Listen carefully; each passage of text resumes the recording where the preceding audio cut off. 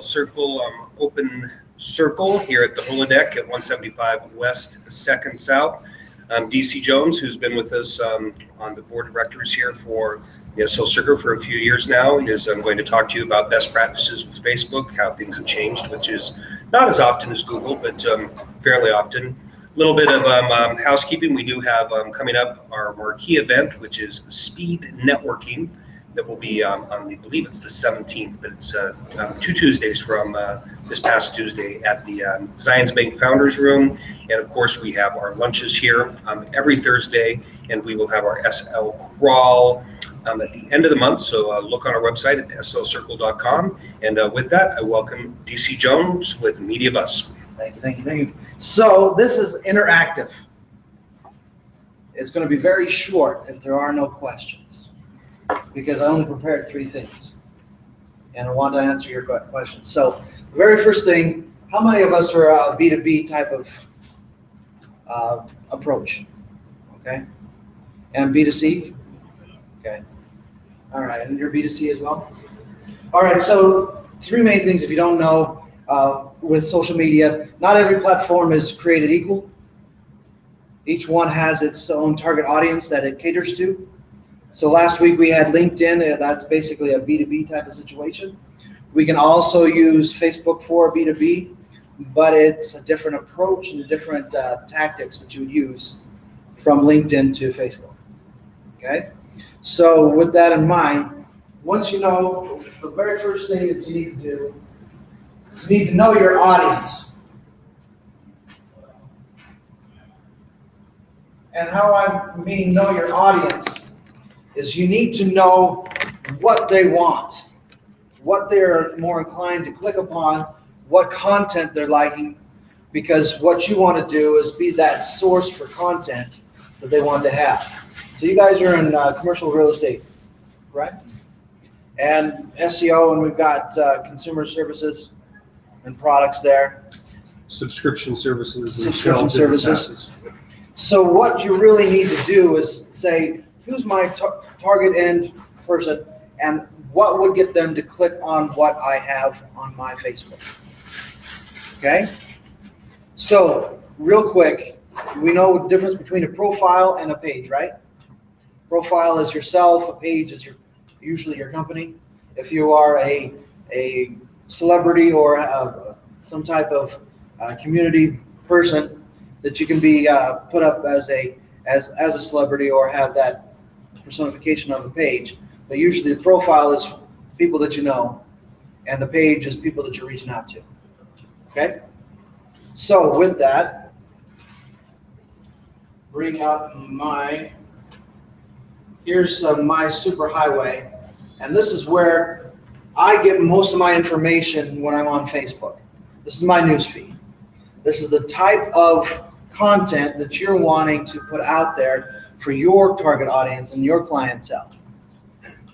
Now, the difference between LinkedIn and Facebook in particular, LinkedIn is primarily business. The approach there is becoming an authority figure, which you can do as well here. Becoming an authority figure and putting out articles and information that will help out businesses. Facebook is the same way, but it's more of a let's go talk it around the campfire type of thing. Let's go and have a beer or have a drink someplace. It's more of a laid back type of situation and has a little bit more flexibility that LinkedIn is more strenuous about. Okay? So I wanted to give you some across of what type of Facebook pages that are out there. How many of us have a Facebook page? Yeah, okay. Facebook page. So Facebook page is mainly made up of the cover photo, your what is it called? Profile photo. Thank you so much. Yeah, I'm on Facebook.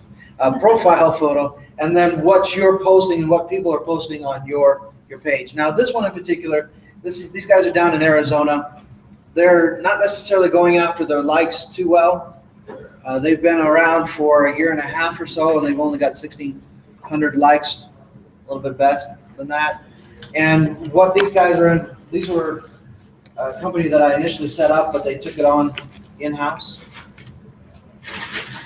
And so they're basically trying to go in and appeal to the visuals, of course. Now here's another little tidbit. There's 3 ways you can put out your content. You can put out your content with text, which gets the minimal interaction that's out there, especially if they're not truly engaged like their audience is. The second part are stills, or these type of pictures or graphics that are trying to appeal to someone's sensibility.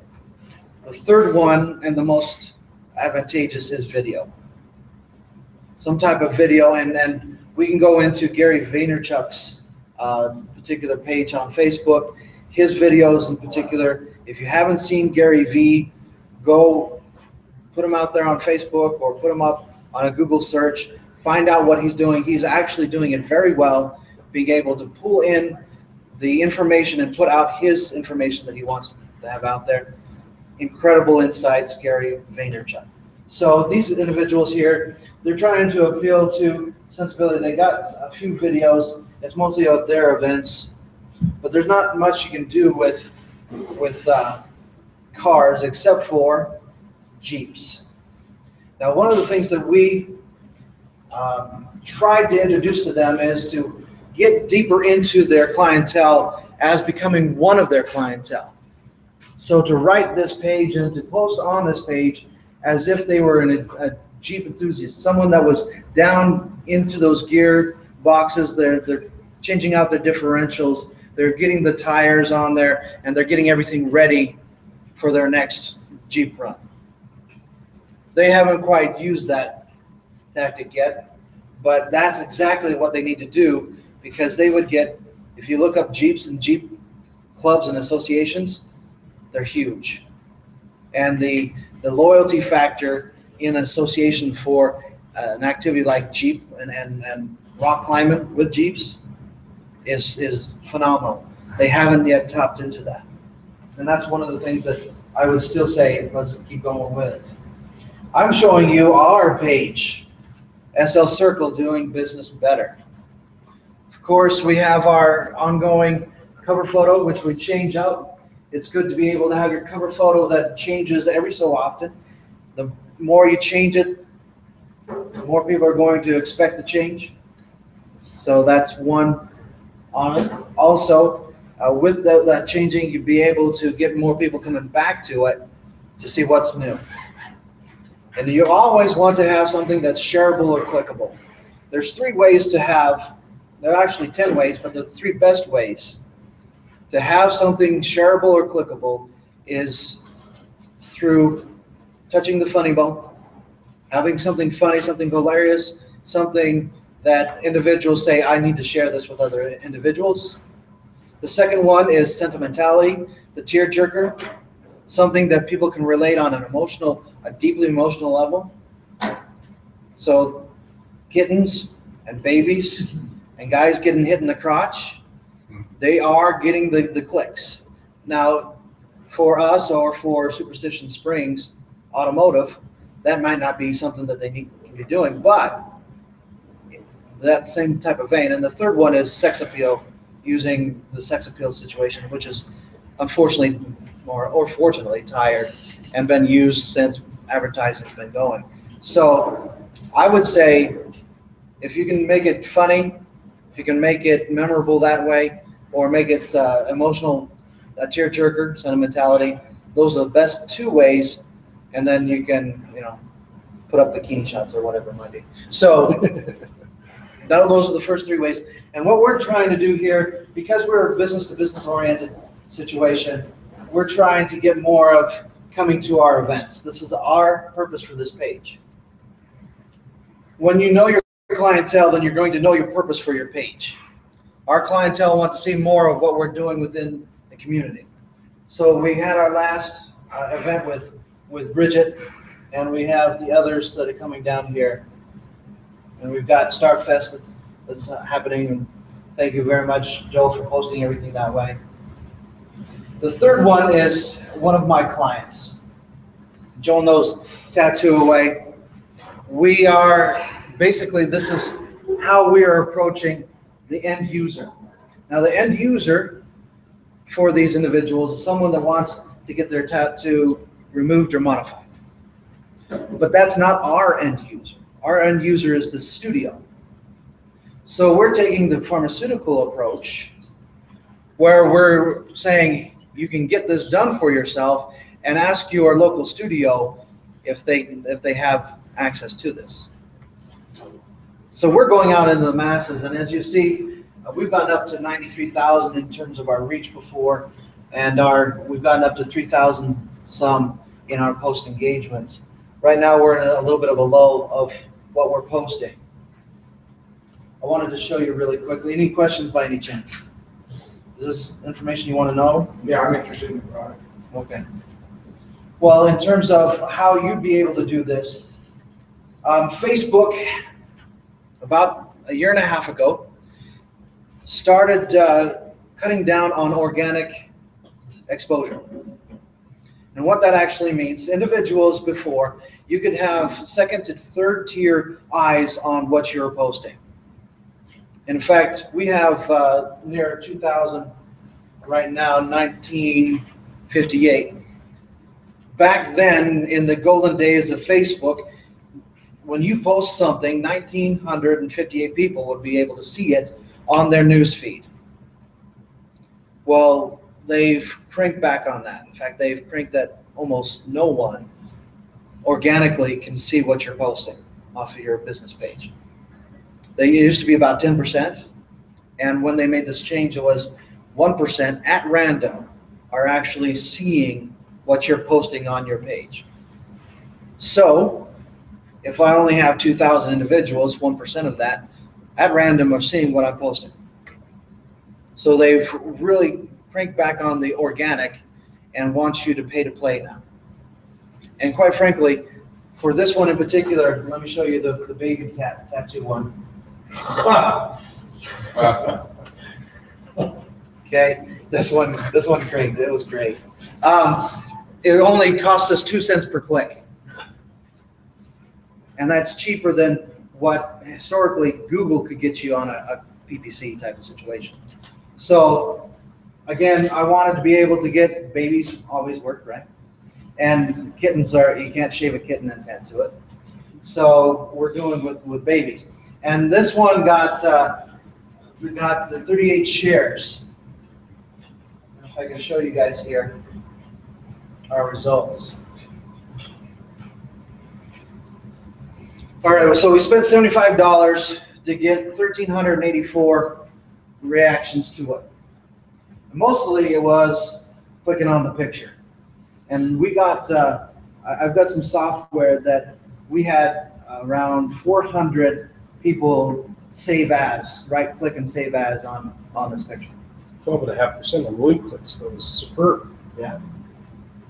And the link itself was going right directly to our landing page for, hey, we've got this, does your studio have it?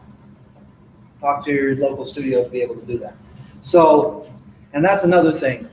When you know your audience and you have the stuff that you're putting out there, you need to have a place to capture it. Whether it's a landing page, a form, anything that you'd be able to capture that, you need to have that in place before you can actually measure and see if it's cost effective or doing any good for you or not. Okay? And so with the additional there, this one here, we had 344 post likes and 34 page likes. We usually range between 30 to 90 page likes each time we run an ad. So what we can do with that, I can run this ad again to those individuals who didn't see it, who are connected to me on this page. Here, I can run an ad that goes directly to that 1,958. They've already said that they liked us. Now we can run ads directly to them that are more closely to what they want to be able to see and do. And once you've got this set up, this is exactly what you can do. You got 15,000. We have, let me put it in here. Oh, we're connected to her down here.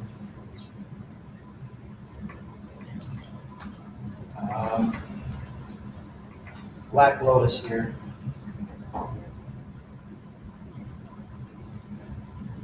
She's got 17,000 people that she's connected to. And she can run ads directly to that 17,000. And they will see it because they've said, yeah, I want to get more information about them. And so when you pay to play with Facebook, they'll directly and deliver it. And they pull in the eyes and numbers, that's for sure. They've got them. They got 1.3 now billion individuals on Facebook. I think maybe closer to 1.4. But the more you have on your Facebook page or your business page that like you, the more and more interaction you can do with them. Now, for instance, and this is tattoos, mind you. She's not only putting in the work they're already doing, but she also highlights some of the things that they're doing it stuff with. So if I can do this here, where is it? They go to a lot of conventions. It might be a little bit longer. They go to a lot of conventions. So you can get people coming in through your Facebook page that are coming in through the conventions, and you can actually see people within the convention. You can have that interactivity. Also, one of the things that most people don't know about, I'm not sure if she has it on her setup just yet. She does. She has a watch video. So back in the heyday of organics with Facebook, you could put in a tab up here, and they used to have the tabs up here where you had your About Us, your photos, and then you can have your call to action. They pulled that down into here with their latest incarnation. But they have given us, thankfully, they've bestowed upon us, this little icon here where you can have a direct call to action for people to go to. So for hers is watching a video. And notice it goes directly to her URL. So it's a direct link to her landing page of what they're doing. Okay? You can also run ads to get them right directly to that watch video button and be able to do the capture. And she has, that's not her, that's Halo is a pretty famous individual that's been on Tattoo Nightmares and a couple other things. And so there's quite a bit that way. She has down below, they used to have a contact us page type of thing. So there's a lot of things that you can do with Facebook. Now, in particular, your own audiences, what you're going to be going after, definitely not going to be going what you guys are going after. Yours is going to probably be more PR side of things and trying to get into the decision makers that are on Facebook.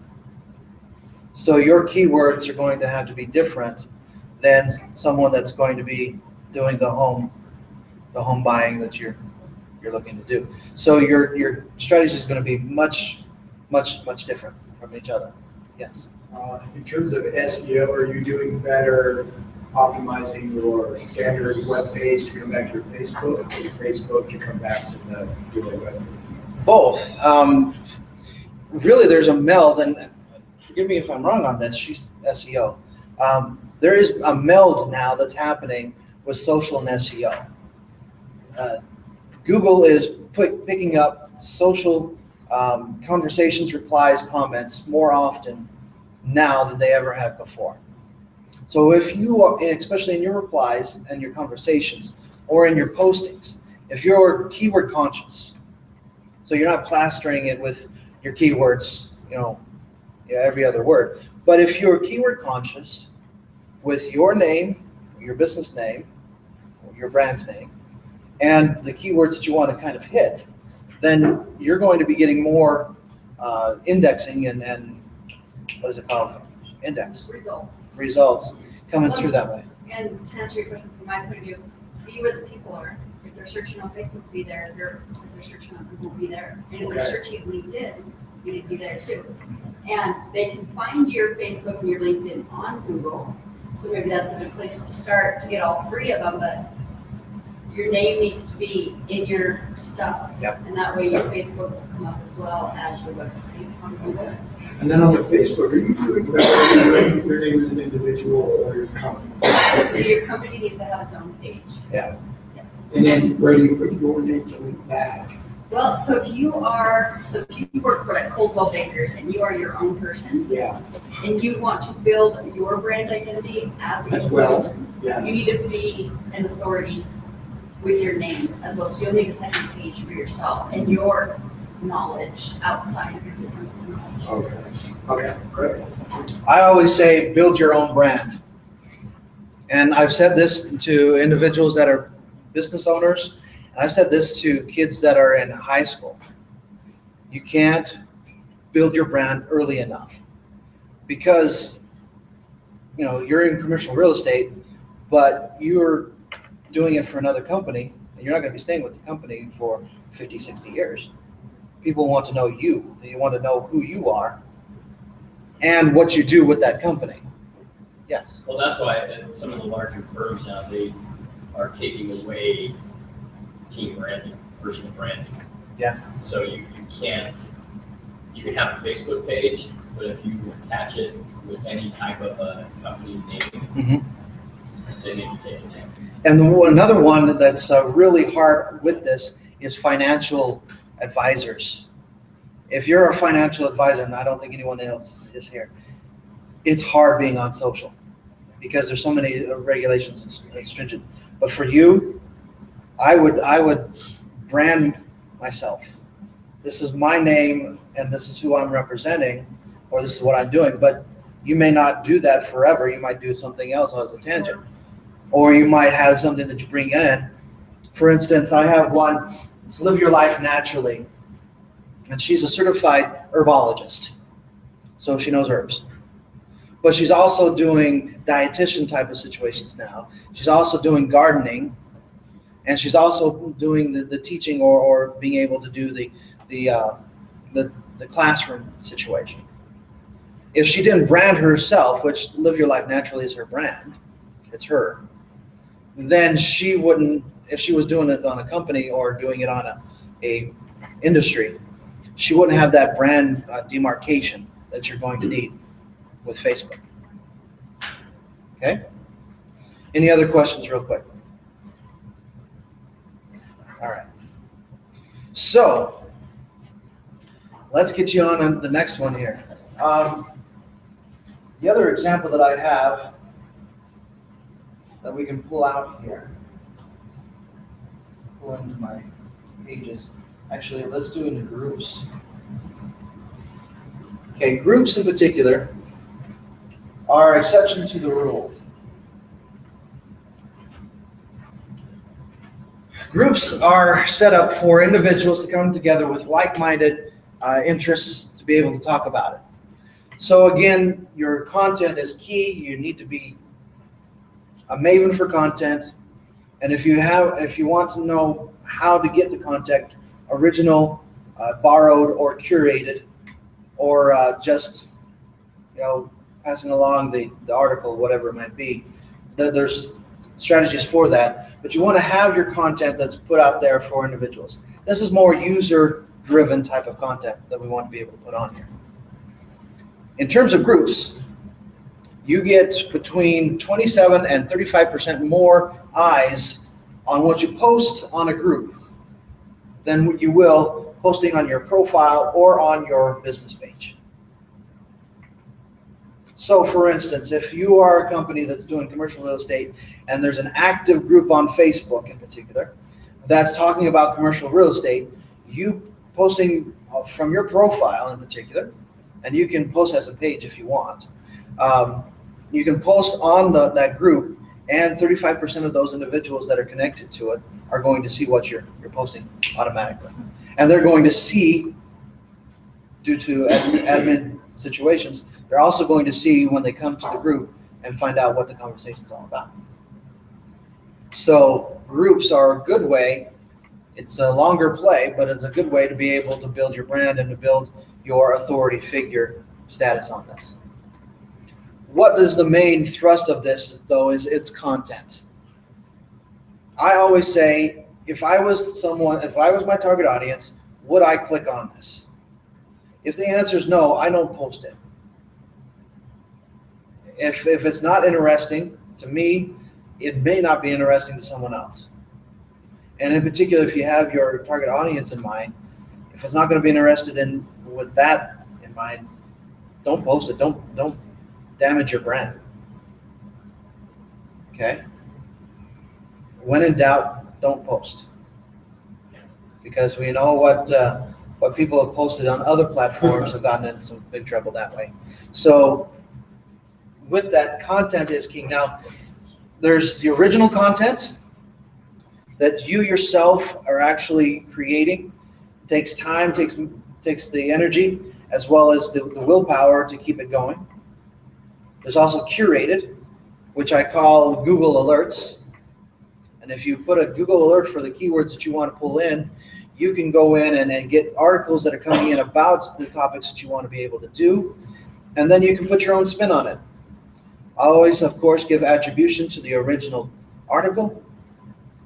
But say, okay, this individual talked about commercial real estate in this vein. I want to take it over here. Yeah, this is great, but for Utah, or for Salt Lake, or for boom, we want to go this way. And so you're playing on the curated. You're not having to come up with the original idea, but you're having original thoughts with it. The third part is basically taking an article and saying, hey, this is great. Check it out. Now, there's ways to be able to doing it, putting it on your blog, but you always have to give attribution.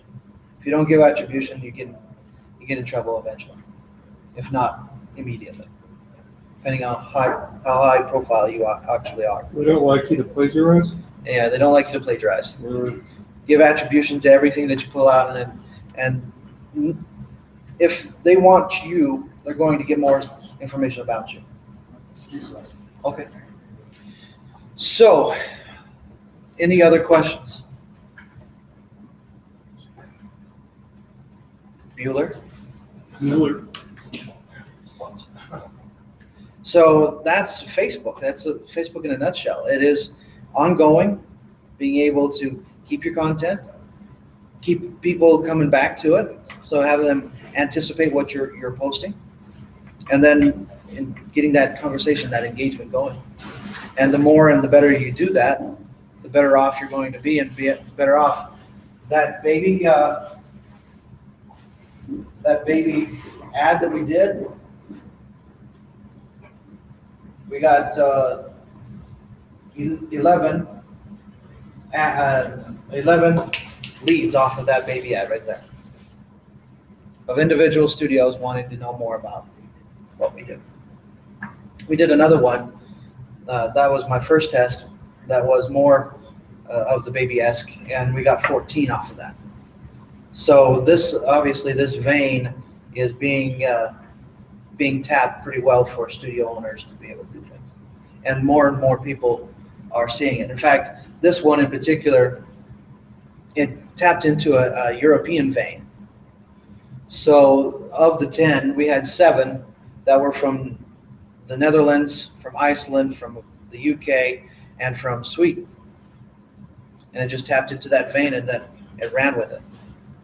Yes. I understand the organic nature of being able to get lead origination, which in this case would be acquiring new studios. Mhm. But I'm still trying to grasp what's involved with not necessarily paid, but being able to tie into the ability to get search involved in getting people to Facebook pages. I've seen that there have been some really successful like CRM marketing and retargeting and stuff like that. Yeah. Could you speak to some of those strategies? I can. So in particular for search, historically, and they've gotten better, Facebook's search is poor. It actually sucked rocks not too long ago. It's gotten better. It depends, because sometimes I type it in, I'm very, very close to the name, and it still has no idea what I'm talking about.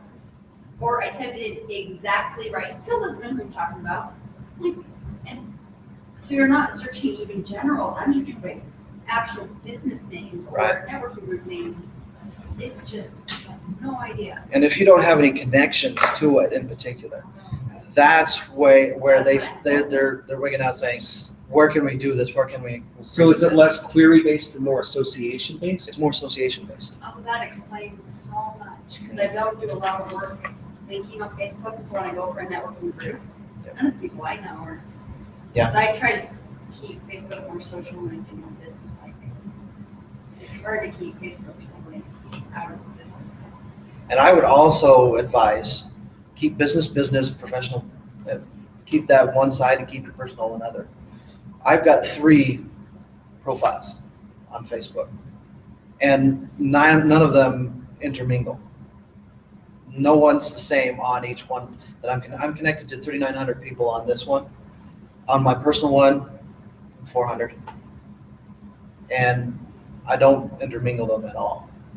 In fact, when someone personally wants to connect with me on a professional level, I say no, keep me over here, get me over there. Oh, fantastic then, because I just don't want my personal with Uncle Joe with his bodily functions, or with Aunt Mary's grandkids and what they're doing. I don't necessarily want that to bleed into what I'm posting. So keep that separate. And LinkedIn is strictly business. If you're doing something on a personal level on LinkedIn, don't be on LinkedIn. It's I never Really? even thought about making a second Facebook page. yeah, and that's what I advise is if you have a intermingling of your Facebook profile of business and personal, choose the one that is the smaller list. If personal is smaller, if you have 200 people or 300 people, if 100 of them are personal, switch the lesser ones that will be coming over to you to your personal, and then make that one professional. And it takes a little bit of time to be able to do that.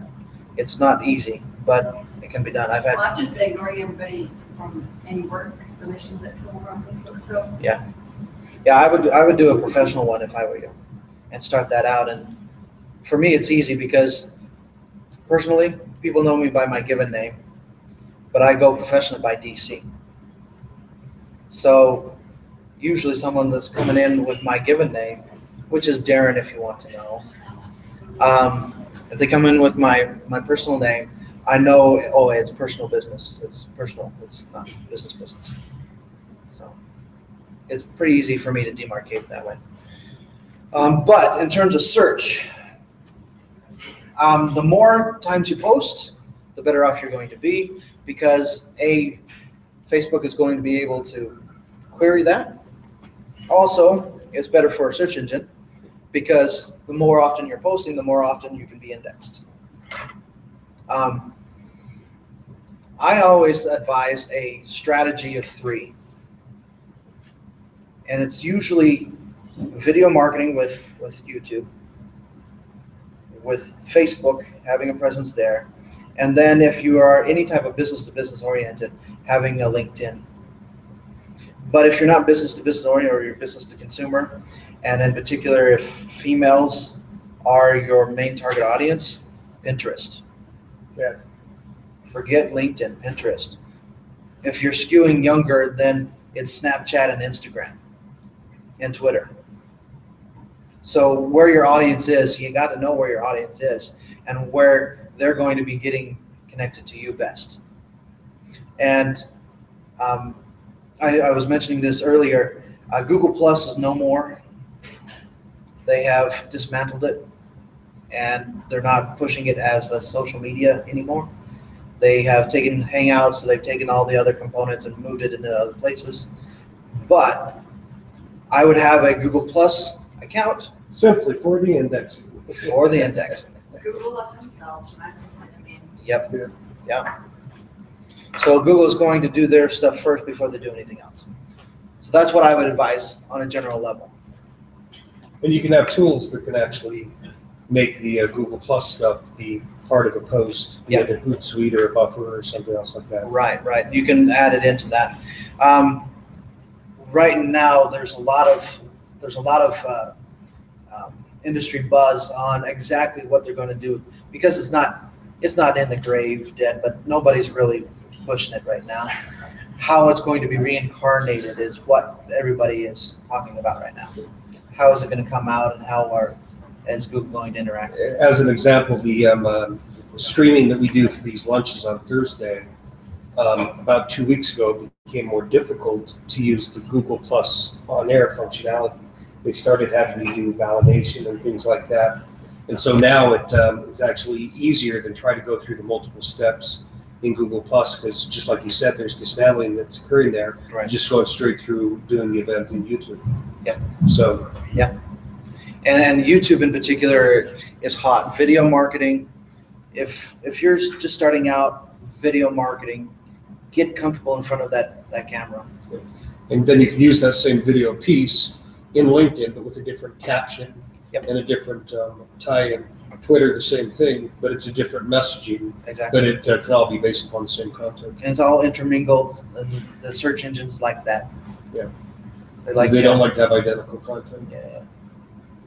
So it's good stuff. Anything else? Any other questions? I'm an open book, so let me know. Don't forget to make a video in virtual reality, Okay. because 2016, that's all it's going to be. Well, let's hope. Let's hope the holograms are going to come alive with the flying cars. Oh, yeah, smart cars. All right. If there's nothing else, I'll. And what about your book? You were writing a book about social Oh. media. Well, the book that I wrote, and it's been 2 years now, it was Marketing to Millennials. Oh.